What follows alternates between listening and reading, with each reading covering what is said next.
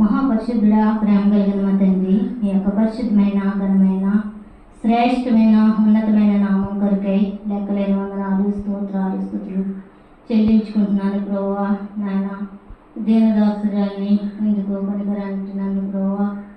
దాసురాలుగా మరి నాయన యొక్క నాయన తాటాకులుగుడు మరి నాయన అక్క నన్ను ప్రేమించి మరి నాయన వారు మమ్మల్ని ప్రేమించి పిలిచిన మేరకు ప్రభువా నాయన యొక్క గ్రామం రావడానికి మీరు కృప చూపిస్తూ వచ్చారు. మరి నాయన ప్రయాణం అంతట్లో మీకు ఆపుదల క్షేమం భద్రత ఇచ్చారు. అందుని బట్టి మీకు వేలాది వందనములు స్తోత్రములు స్థుతులు ప్రభువా. ఇది నాన్న మరి ప్రార్థన మొదలుకుని ప్రభువా. మొదటగా అక్క మరి నాయన కొన్ని విషయాలు మరి నాయన నా తండ్రి చెప్తూ వచ్చినారు. అందరి బట్టి మీకు వందనాలు స్తోత్రాలు. మరి బిడ్డలో నా ప్రభువా ఆసక్తి వినగలిగిన మనసును దయచేస్తూ వచ్చారు.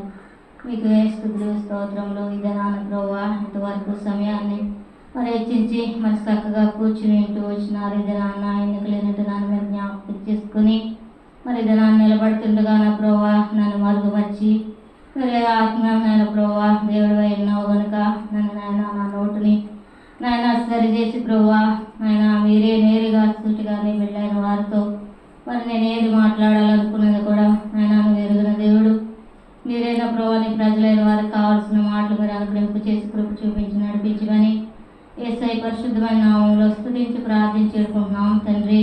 ఆమేన్. ఆమేన్.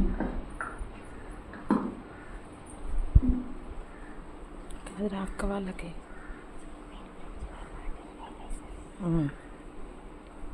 అక్క వాళ్ళకి తెచ్చి స్టీల్ బాటిల్ వస్తే అయిపోయి కొరకబెట్టి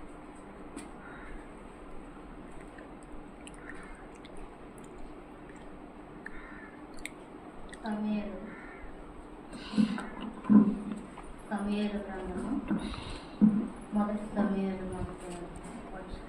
అధ్యాయము 5వ వచనం నుంచి మనము మార్చి చదువుకున్నాం.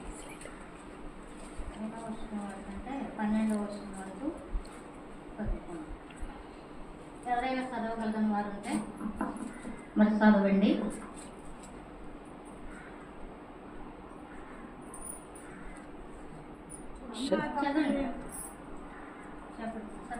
హన్నా తనకు ప్రేమగా ఉన్నందున ఆమెకు 2 పాలు ఇచ్చుచూ వచ్చెను.